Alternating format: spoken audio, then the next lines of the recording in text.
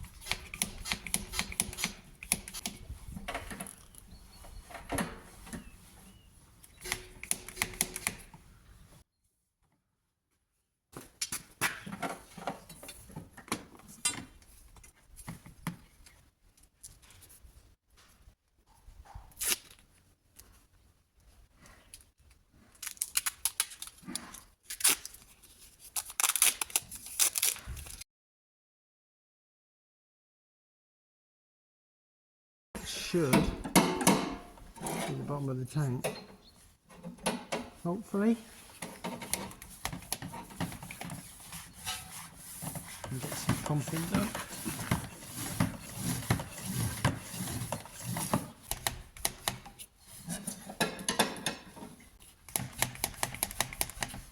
I think that's it. So this pipe needs to come off first, which is the one that goes from the fuel tank to the filter, and then I have a feeling the tap will turn then, and hopefully it will turn out. I'm not going to be lucky enough to get it to turn by hand.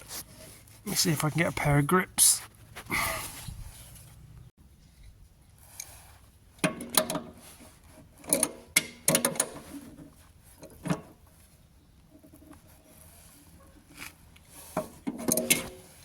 Made a start.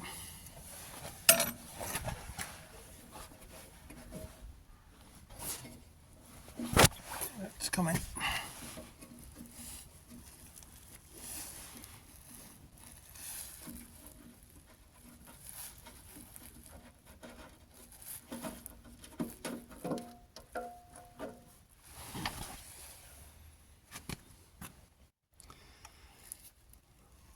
It's a bit gunked up, isn't it?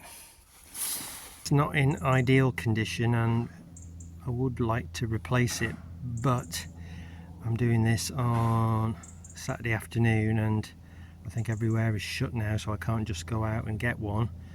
Ordering is going to be a few days, so I think I'm going to put it back together as it is, see how it goes, and then order a new filter. I know now that it's not too difficult to get off, so I can, when it gets low, I will take it off and have a go at it when I've got more time. Right, the next thing I want to do is try and flush the tank out a little bit.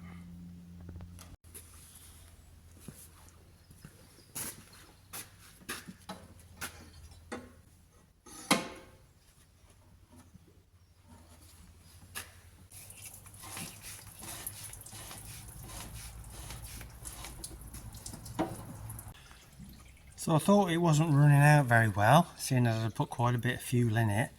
And then I went round the other side and had a look, and this was hanging out of it, which looks like, I don't know what it is, almost looks like a slug. It's just sediment and silt. It's almost slimy.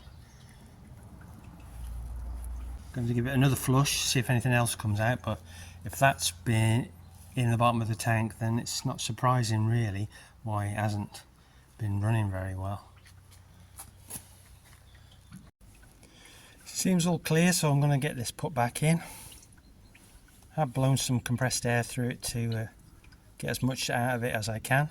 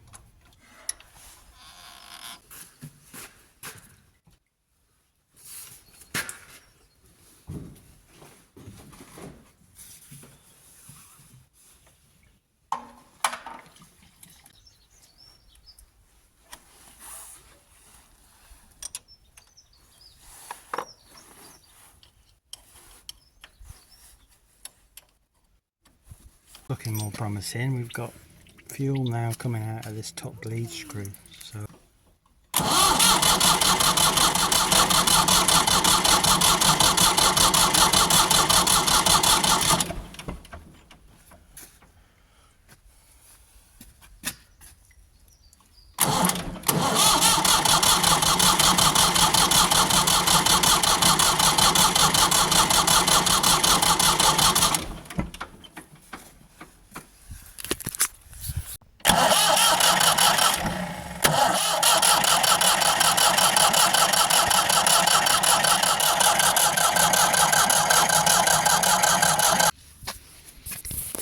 Let's try this again now. Filter housing back together.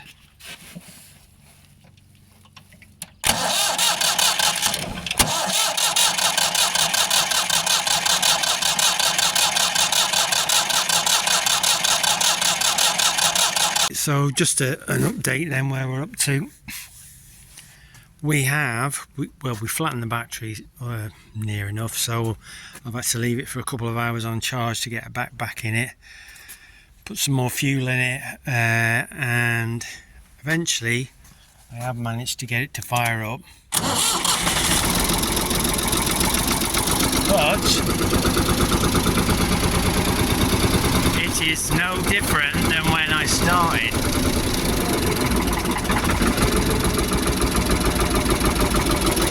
It still won't rev up.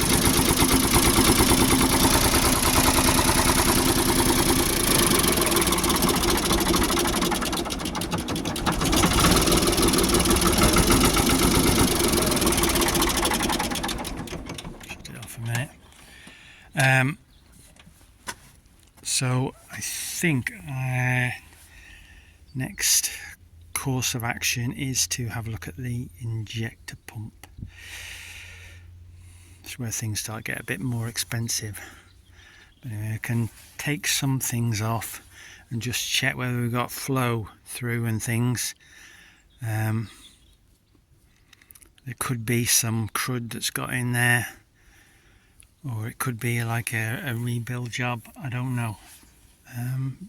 But I mean, it was running fine not long ago, so I'm hoping it's just more, there's crud in it somewhere. Well, where are we up to with this? Well, I looked at everything I could on the injectors. I checked this end, I checked all here. I have loads of fuel coming out through this bleeder pipe, but I have no fuel coming out through the injector pipes. I've cracked it off here and here, and I can't get anything through. So there's something not quite right in the injector pump, and I don't know what it is. I can't fire it up at all now, but we haven't got a lot of charge in the battery, so I'm going to leave it to charge overnight and have another look at it in the morning. Right, it's the next day. We're back with the 4600. It's been on charge overnight. So I did a lot of research last night. First thing is, apparently these aren't the easiest tractors to bleed, which was a bit reassuring, because I've always struggled with this one, and I don't struggle with any of the other Fords.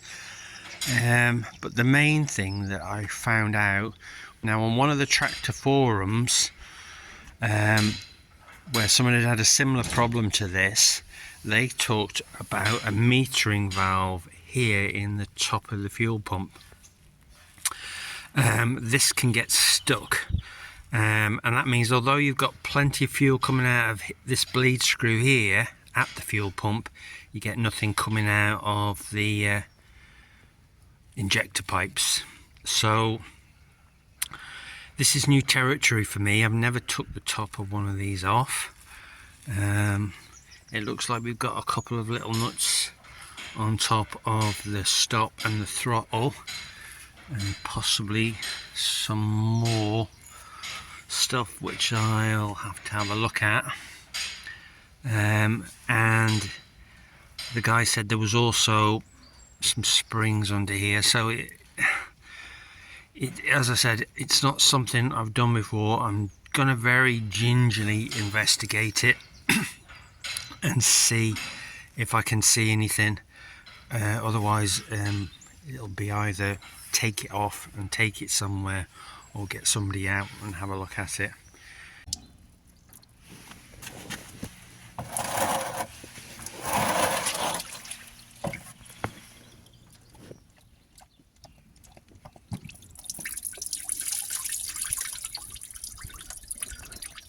Gently lift it up.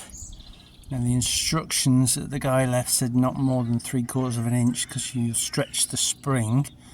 And then just on the left hand side, so this is to the left of where my thumb is holding it, so right under the left hand part of the cover, if you poke a screwdriver in there carefully, a small one, you'll see there is something that needs to turn, and that's it. I've already done that with this one.